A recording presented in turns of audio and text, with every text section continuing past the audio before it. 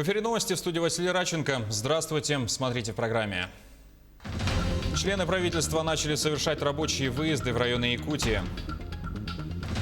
Более 100 человек реабилитировали после коронавируса в Мегино-Кангаласской здравнице. Алекминские читальные залы обслуживают более 3000 детей. Отвечают ли районные библиотеки современным требованиям?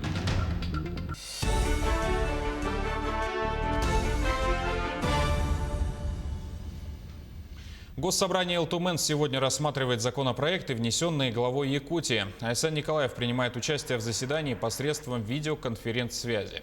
Первым вопросом народные депутаты ставят проект закона о государственном бюджете Якутии на 2021 год и на плановый период 2022-2023 годов. Также рассмотрят законопроекты о выравнивании бюджетной обеспеченности муниципальных образований, о бюджете территориального фонда обязательного медицинского страхования и другие. Улучшение эпидситуации на местах потребовал глава Якутии от глав муниципалитетов. Айсан Николаев провел очередное совещание по борьбе с коронавирусной инфекцией в режиме видеоконференц-связи. С 31 октября ежедневно по региону подтверждается более 190 новых случаев и более 100 по городу Якутску. За неделю уровень заболеваемости вырос на 6,7%. Не уменьшается и число тяжелых случаев болезни. По последним данным, 107 пациентов находятся в реанимационных отделениях, из них 20 человек на аппаратах искусственной вентиляции легких. Глава Якутии Айсан Николаев поставил задачу до конца ноября стабилизировать эпидситуацию на местах. По его словам, для этого необходимо неукоснительно соблюдать санитарные требования. Ленский, Усть-Алданский и Нюрбинский районы обеспечены необходимыми лекарственными препаратами и средствами индивидуальной защиты.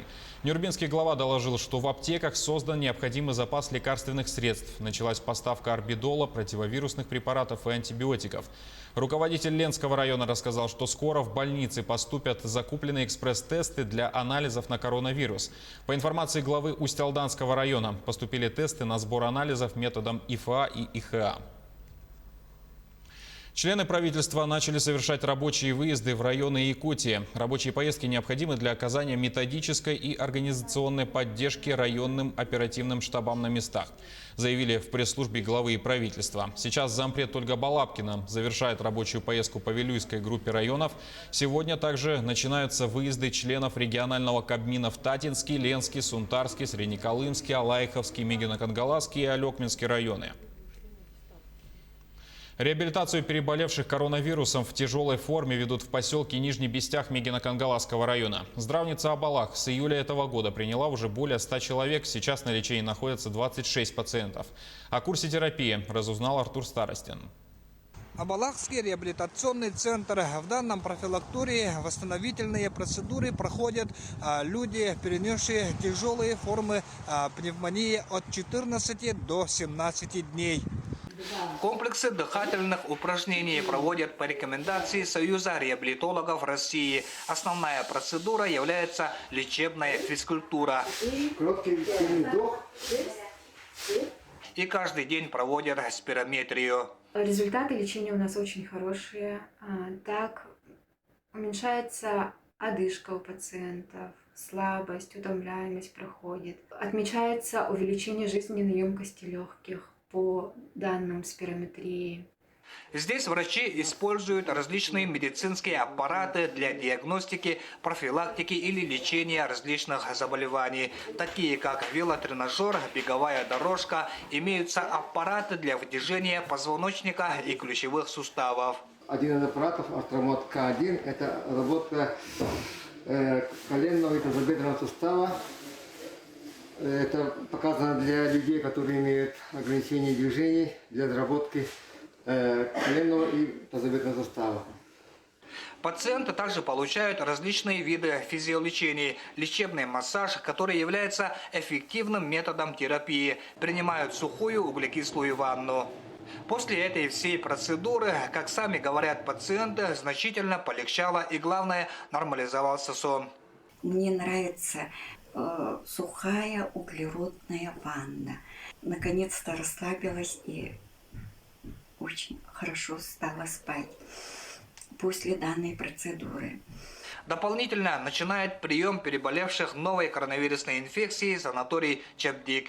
Все, кто прошел восстановительные процедуры в реабилитационном центре Абалах, настоятельно рекомендуют пройти курсы лечения, профилактики именно здесь. Артур Старостин, Мегино-Кангаласский район. Между тем, в Амгинском районе завершаются работы по установке барьерных ограждений на автомобильной дороге Амга-Чапчилган. Этим летом установили ограждения на участке Амга-Битюнь в рамках нацпроекта «Безопасные и качественные автомобильные дороги». Ограждения дорожные, металлические, барьерного типа. Основное их назначение – это снижение аварийности. Общая протяженность ограждения составляет 3,25 километра. Устанавливаются по итальянской технологии. На глубину более 1 метра и при столкновении выдерживают вес большинства легковых автомобилей. Общая протяженность 3250, справа 1600 и слева 1650. Это по программе «Безопасные качественные автомобильные дороги». Контракт заключен с Управлением автодорог Республики Саха-Якутия. Мы этот контракт исполним, мы в срок сдадим. И надеемся, что наша работа будет участвовать в безопасности дорожного движения в Амге непосредственно. В этом году школьники Ленска будут добираться до своих учреждений на муниципальном транспорте. Автобусы новые. Комплектация при покупке была выбрана зимняя, с двойными стеклами и дополнительным обогревом. В следующем году в них установят камеры видеонаблюдения. С новой техникой ознакомилась Марина Крутихина. Каждый день ленские школьники добираются до школы вот на таких автобусах. Это быстро и безопасно, считают родители, ученики и администрация. Яркий цвет, мигалка – такую атрибутику видно издалека. Но в этом году их стало не хватать. Индивидуальный предприниматель Антоновский отказался от перевозки детей, то есть не участвовал в тендере, который разыгрывало управление образования. Главой было принято решение приобрести дополнительно 4 единицы автобусов и, соответственно, поставить их на линию в постоянном режиме. Покупка обошлась почти в 10 миллионов рублей. 75% суммы оплатил районный бюджет. Еще 25% – собственные средства перевозчика, учреждения «Гранит». Маршруты останутся прежними, но вырастет число рейсов.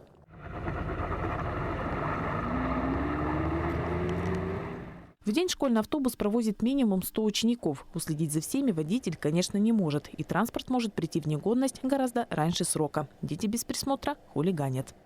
Ну и вот результаты. Порванные сиденья, неприличные надписи на спинках, сломанные ремни безопасности и мусор на полу. Поэтому было принято решение в следующем году оснастить школьные автобусы видеонаблюдением. Это дисциплинирует школьников и поможет сохранить транспорт в идеальном состоянии как можно дольше. Марина Крутихина, Алексей Снин, телеканал «Алмазный край». Историю современной России в школах будут учить 2 года. Продолжавшаяся более 5 лет работа над концепцией преподавания истории в школе завершена. Документ утвержден коллегией Минпросвещения страны. В ведомстве сообщили, что будет линейный подход к преподаванию, то есть ранее до 9 класса преподавался новый материал.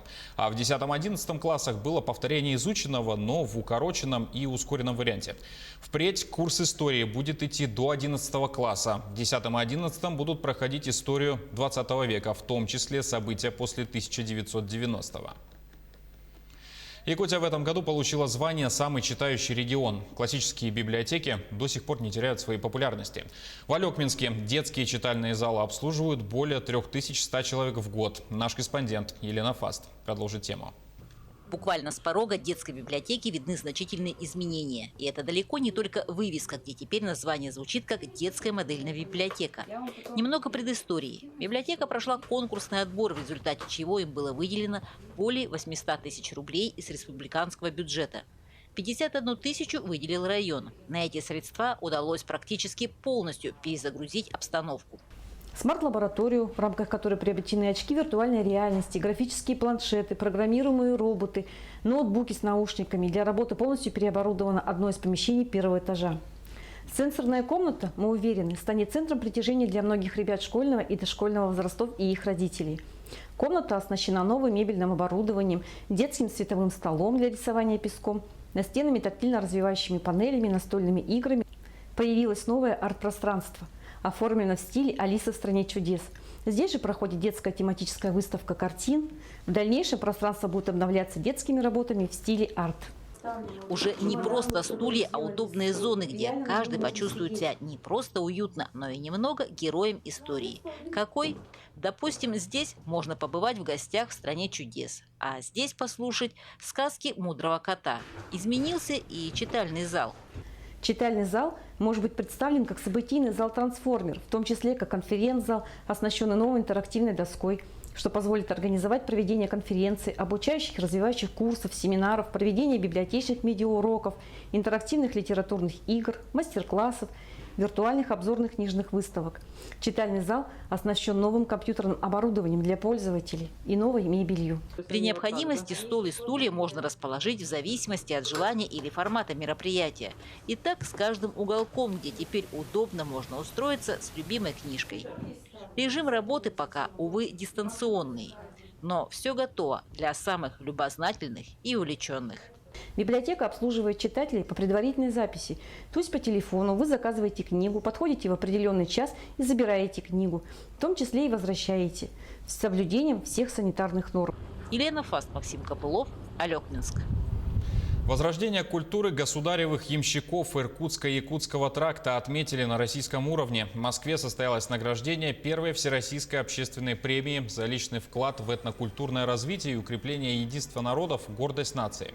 Главная ее цель – это сохранение культуры жителей самых разных регионов страны, развитие этнокультурного многообразия, укреплению межнационального согласия.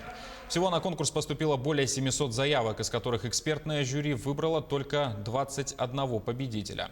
Среди лауреатов оказался и якутский проект государевых ямщиков.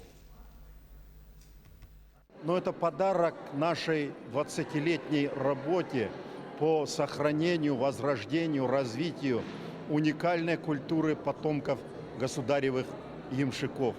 Действительно, мы за эти 20 лет многое сделали.